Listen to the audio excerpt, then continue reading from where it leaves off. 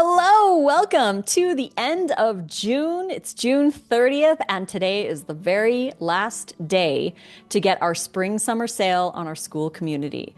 So if you sign up today, June 30th, 2026, you lock in a 30% off your monthly membership. You're only paying $33 a month instead of $47 a month for as long as you are in the community. We would love to have you in there. And again, this is the very last day for our spring summer sale. So join up. We would love to have you in there. And today we're going to be talking about my top 10 mindset shifts that shifted my life and my health. So let's dive into those in this video.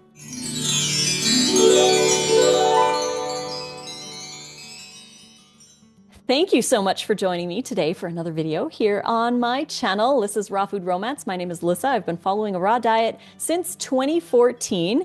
And as mentioned, today is the very last day to get our spring summer sale on our school community. So if you sign up today, you lock in $33 a month instead of $47 a month for as long as you're in the community. So join up. We would love to have you in there. And we also have 40% off any of our ebooks. So if you wanted to get our recipes or our informational ebooks, use code RAWFOOD40 at checkout at payhip.com/rawfoodromance to enjoy that discount.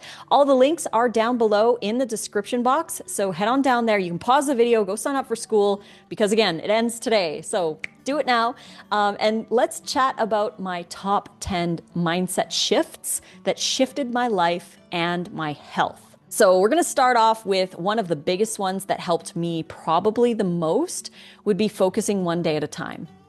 Focus one day at a time.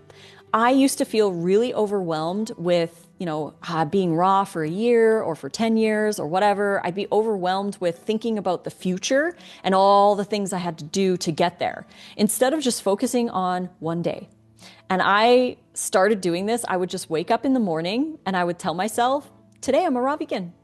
Today I'm going to choose raw food. That's what I want to do today. And it was so much easier to focus one day at a time. And that's ultimately what shifted my entire life, was just waking up and saying, today I'm a raw vegan, and just focusing on today, because really today is the only day that matters.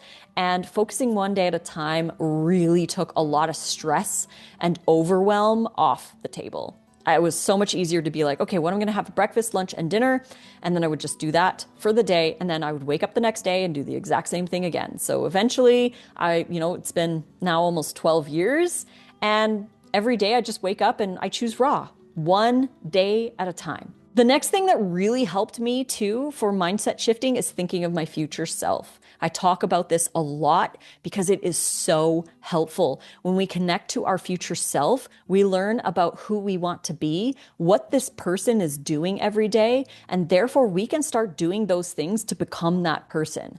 Connecting with our future self really helped too with doing prep work or stuff in advance, like making the wraps.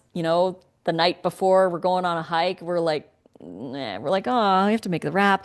But we always think of our future self and say our future selves are going to be so grateful that we made these wraps. And sure enough, the next day, we're like, I'm so glad we did that last night, because now we get wraps on our hike. So think of your future self. Put them first. What do they need for their lunch tomorrow? What do they need for dinner? What do they need? And do it for them, because ultimately you're doing it for you. Ooh, the third biggest one would be changing how I talk about my habits. Instead of I have to, it became I want to. Instead of I need to, it became I get to. I'm excited to. I can't wait to. When you change the way you talk about your habits, you get a lot more excited to do them. Because when you're like, oh, I have to do this, or I need to do this, or this is a must, it feels a little bit more negative. But when you want to do it, it's what you want. I mean, don't we want to do what we want to do, right? We want to do these things. So you're more drawn and more attracted to doing the thing that's healthy because you actually truly want to do it. The next mindset shift that really helped would be recognizing cravings as a reflection of my daily habits at the time. So I learned over time that for the most part, obviously there's a lot of reasons why people crave things like nostalgia and convenience, and your friends are doing it, so peer pressure and social situations. These things can cause cravings as well. But for the most part, what I've noticed is that a craving is dependent on what you choose regularly, what your daily habits look like. So if you're hungry, you're typically going to choose what you habitually choose.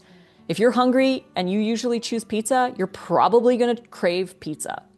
If you usually choose like an instant noodle dish, you're probably going to choose that because it's a habit. And our bodies are going to gravitate to what is easy, what's convenient, what we habitually choose.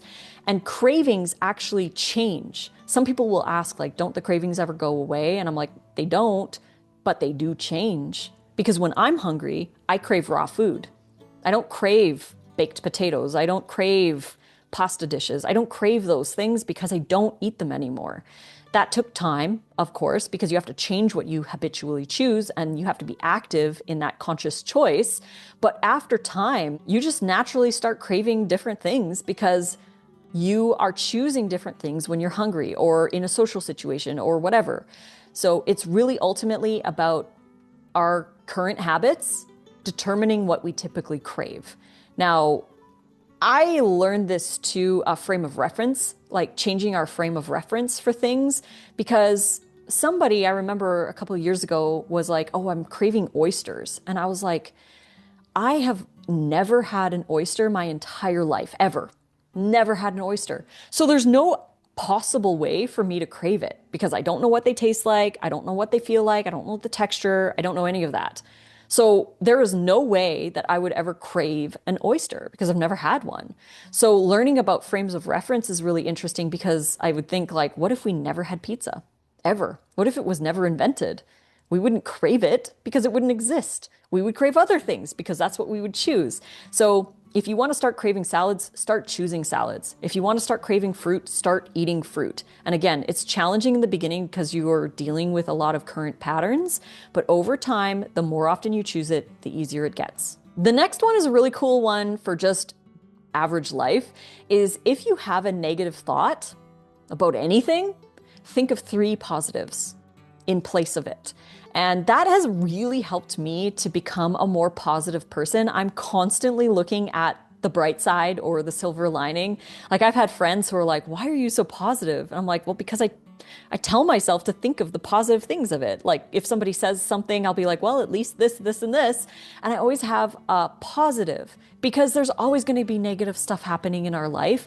And it's going to happen. So if we can find some positives in those negative times, it can help us to be a lot more healthy in our outlook to life. And that can really help. That really helped me with my life changes as well. And the next mindset shift is one of my favorites as well, is just doing one thing. So when I say this, it'll be like, for example, you feel overwhelmed with the big salad you have to make. So instead of thinking of all the steps and blending the dressing and chopping all the foods, just go in the kitchen. That's it. That's all you have to do. Go in the kitchen. Because when you start small, it snowballs. This can go for writing or really anything in life. We're writing, say you're writing a novel or whatever. Instead of thinking of you have to write 4 or 5 pages or whatever, how many X number of words, just commit to one sentence. Just write the one sentence. And then as you go, you might get into a flow, things might be a little easier. Same thing with workouts. If you're feeling resistance with a workout, just commit to 1 squat or 1 push-up or 1 minute jumping on the trampoline or 5 minutes walking outside. Usually when you start with the one small, little, tiny commitment, you're already doing it, so you're probably just going to keep following through, right? If you commit to 1 minute on the rebounder, you're already on the rebounder, so you're more likely to do your full 10 minutes or 20 or whatever you're going to do. If you commit to just going in the kitchen, you're physically in the kitchen. You're more likely to take out the cutting board. If you just focus on chopping lettuce, that's it. You don't have to worry about any other ingredients that are going in your salad. Once you chop the lettuce, you're like, well, I'm already here. I'm going to blend everything. And you get into that flow. It's really about committing to the one thing that starts that snowball effect, and it's so effective. The next mindset shift is how important prep and planning is. Again, I talk about this a lot, but this really changed things for me. When you plan, prepare, and schedule yourself in, it is so much easier to stick to your habits because you have a plan. You're not winging it. You're not trying to do it intuitively. And yeah, intuitive eating sounds so nice, but without a plan, it's really challenging in today's world to actually choose healthy when you're hungry, when you're stressed, when you're bored. But if you have a plan and you scheduled yourself in and you prepared your lunch, it's so much easier to choose something healthy. Next up would be changing how you view consistency over extremes. Being consistent with small things is way more helpful than doing small, restrictive, or extreme things. Consistency is key. Consistency gets you to where you're going. I love the quote, consistency can keep you where you are or get you where you want to go. If you're consistent with binging Netflix after dinner, then that's going to either keep you where you are. But if you're consistent with going to bed earlier, that's going to get you where you want to go. So be consistent with healthy things and don't worry about being extreme or perfect protocols or whatever, because consistency is always going to win. Ooh, the next one I love as well is shifting the idea that discipline is a struggle and changing it to know that discipline is a desire. It's directed desire, because a lot of people feel like discipline is a struggle, it's a challenge. You have to force yourself to be disciplined, because the word discipline has a lot of like really heavy feelings with it. But being disciplined is actually just directing your desire. What do you truly want for your life? And then do it. It's not about a struggle. We don't have to struggle to do the things we really want for ourselves. Yes, you can want to eat the pizza, but you can also want to eat the salad. So you're going to direct your desire towards what you truly want.